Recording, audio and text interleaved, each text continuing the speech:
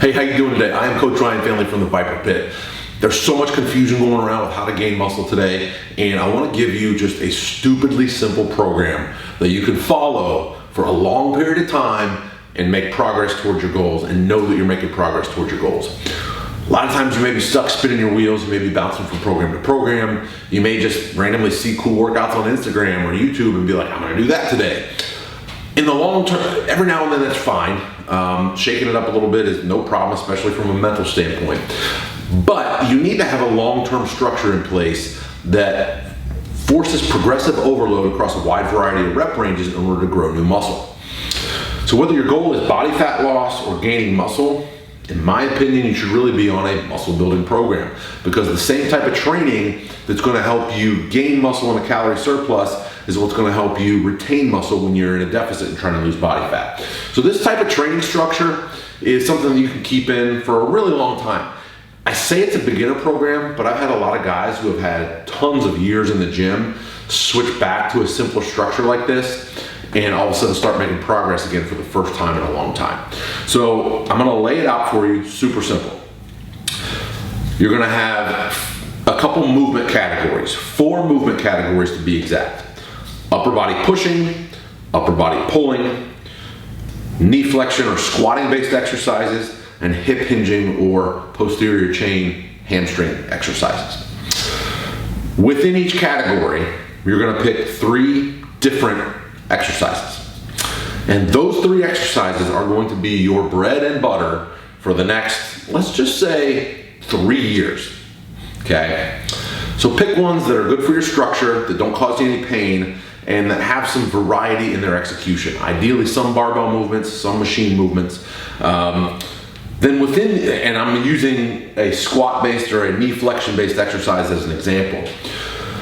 Within those exercises, each exercise, you're gonna have 3 different repetition ranges. And those are the repetition ranges that you are going to try to break your records in. You're gonna keep track of your records and your performance and always try to get a little bit better each time you repeat that exercise, okay?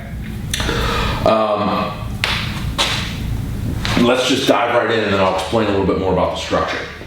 So for squatting based or lower body knee flexion based exercises, let's say you choose the barbell back squat, always a good choice. Barbell split squat, so some unilateral work, and then a hack squat machine. Those are 3 good options for knee flexion based exercises.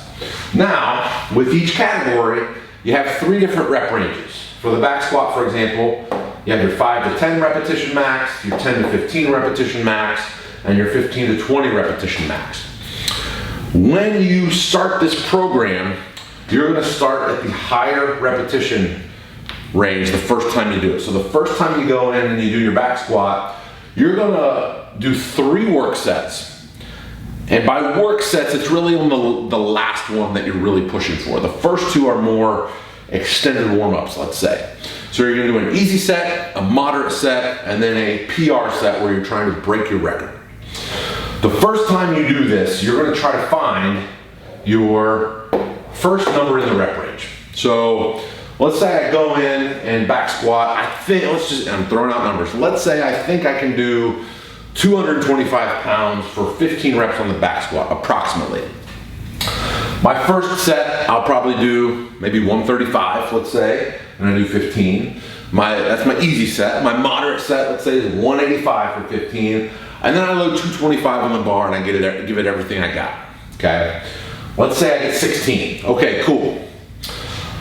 I will keep that weight, that 225, and every time I repeat my high repetition squat day, I will try to improve it by a rep, okay?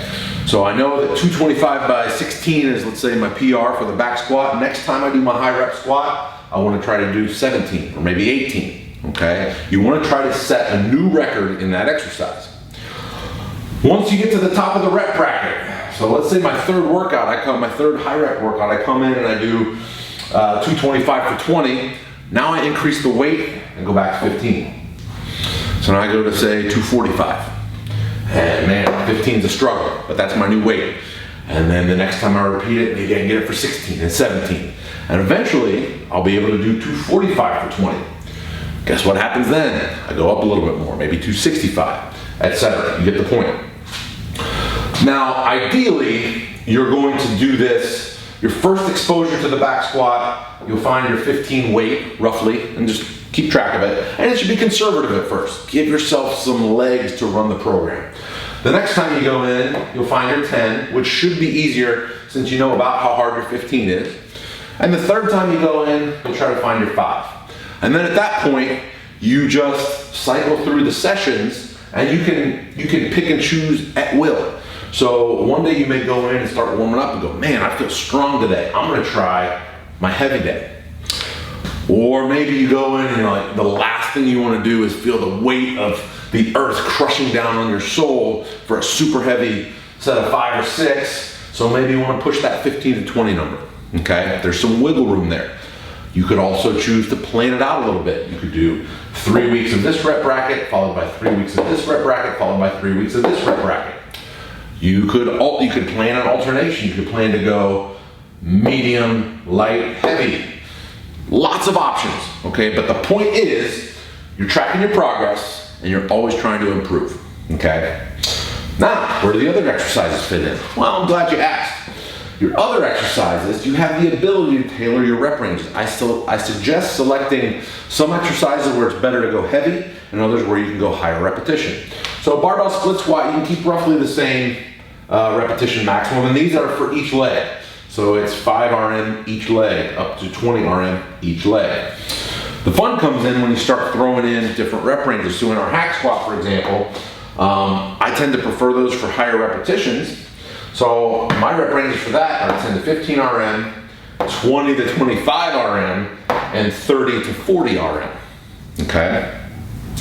Doing a hard set of 30 and keeping that weight until I get to 40, all right? So you've got this exercise pool. You have essentially 9 different options, okay? Between 3 exercises times 3 rep ranges per exercise, that's 9 different workout options. Now, ideally, I recommend you do each pattern twice per week.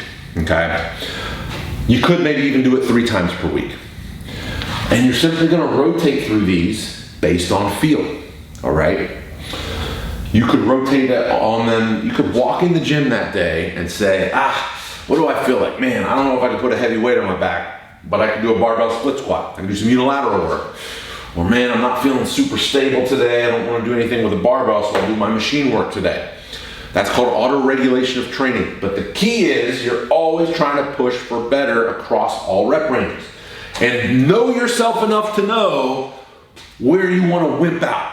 So me personally, I will do heavy squats all day, every day. I will do heavy split squats all day, every day. This 30 to 40 RM on the hack squat, I'm very likely to skip that. So knowing that, I program that in purposefully. I don't auto-regulate that. I make sure I would hit that at least every other week, okay? And ideally every week while I rotate the other stuff in. You could plan it so that you have one rep range and exercise that's in every single week, and the others you kind of rotate through based on your priority. So in that case, like my hack squat, because I'm a wuss when it comes to this rep range and this exercise, I'll keep that in weekly, and then for my other day of the week, I'll rotate between these other rep ranges and other exercises, okay? The goal is, though, always driving better and better performance on your final set only. That last work set is the one that matters.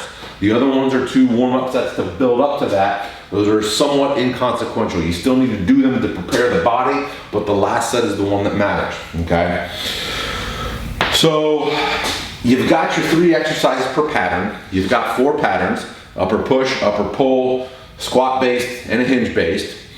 Once you've been doing that for at least 6 months and you're starting to establish new repetition records, then you can begin to add in some assistance exercises. You can begin to add in, you can have biceps and have 3 different biceps exercises with 3 different rep ranges in the exercise, and those can get sprinkled in on an upper body day.